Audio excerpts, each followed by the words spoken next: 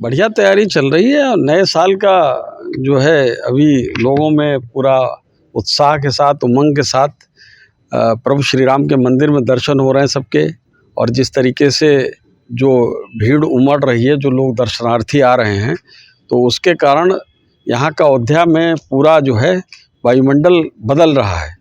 और भारतीय जनता पार्टी के कार्यकर्ता मिल्कीपुर में भी चुनाव पे पूरी दृष्टि लगाए हुए हैं और हर संभव प्रयास करेंगे कि इस मिल्कीपुर विधानसभा का चुनाव ऐतिहासिक वोटों के साथ जीता जाए।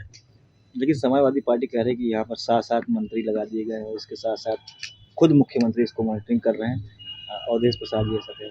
नहीं, ये मुझे ये नहीं लगता कि 7 मंत्री लगाएं चाहे हम सब लगाएं, तो इसमें उनको आपत्ति क्या है ये नहीं समझ में आ रहा है। डर गए, भय वश नहीं तो वो क्यों नहीं लगाते अपना? वो तो मैदान छोड़े पड़े हैं।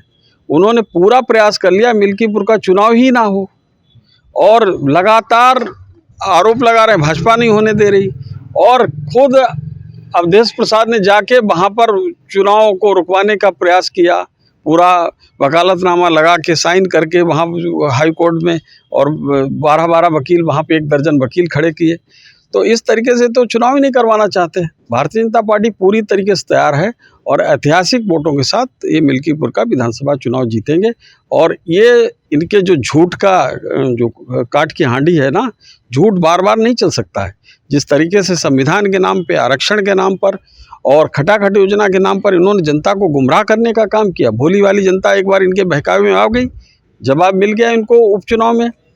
जब 9 सीट पे चुनाव हुआ, 7 सीट भाजपा जीती, और उसके साथ ही साथ हरियाणा में, महाराष्ट्र में।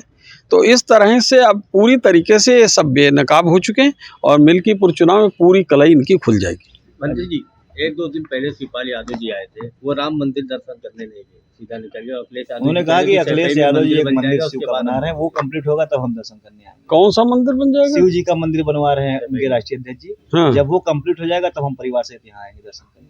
अब वो भैया जब उनको बुद्धि आ जाएगी तभी वो आएंगे, और इसमें हम क्या कर सकते हैं। वो जब प्रभु श्री राम के ही दर्शन जो कहते हैं, वहाँ पर जब वहाँ राम सेतु मंदिर पुल बन रहा था, तो उस समय नल नील उसमें जो पत्थर था उस पर राम लिख देते थे। तो जो राम लिख देते थे तो वो तो तैरता रहता था पत्थर, जिस पे राम नहीं लिख देते थे तो वो पत्थर डूब जाता था। तो वहाँ पर फिर राम जी उनसे कहे, नल नील से कहा कि भैया ये तुम क्या इसमें टेक्नोलॉजी लगाए हुए, जिस पर राम लिख देते हो वो तो पत्थर तैरता रहता है, जिस पर नहीं लिखते हो वो डूब जाता है। कहते प्रभु जी, जिसको आपने ही छोड़ दिया उसका डूबना तय है। तो जिसको राम जी ने ही छोड़ दिया उसका डूबना तय है, और समाजवादी पार्टी निश्चित रूप से अब डूबने के लिए तैयार रहे। मंत्री जी, जैसे महाकुंभ में सरकार इतनी अच्छी व्यवस्थाएं कर रही है, अयोध्या में रामलला की प्राण प्रतिष्ठा की पहली वर्षगांठ आ रही है, इसको लेकर सरकार क्या कुछ स्पेशल करने वाली? देखिए, इसमें सभी जो वहाँ पर एक ट्रस्ट है वो लोग अपना कार्यक्रम बनाते हैं, वो योजना बनाते हैं, और हम सभी लोग उसमें जो उनकी अपेक्षाएं होती, सहयोग की आवश्यकता होती, उसमें सहयोग करने का काम करते हैं। ट्रस्ट ने जो कार्यक्रम बनाया होगा उसमें उस प्रकार से वो कार्यक्रम आयोजित किए जाएंगे, हम लोग उसमें सहयोग करेंगे। समाजवादी पार्टी की सरकार का ये भी दावा है कि सीएम आवास के नीचे भी खुदाई करे तो वहाँ भी शिव की मंदिर निकलेगी। अब आप ये बताइए कैसे देखते हैं क्या? मुझे तो इनके बुद्धि पर तरस आता है। मतलब इनके पास बोलने के लिए और तर्क करने के लिए कोई ना विषय है, ना तर्क शक्ति इतनी कमज़ोर हो गई है। इनके पास कोई विषय रखने के लिए कोई बात ही नहीं रह गई है, तो ऊल जलूल कुछ भी बोल रहे हैं। मतलब ये कोई तार्किक बात है, कोई बात है जिसके पीछे कुछ बोला जाए? मैं तो इस पर रिएक्ट करना मतलब क्या लायक नहीं है बात।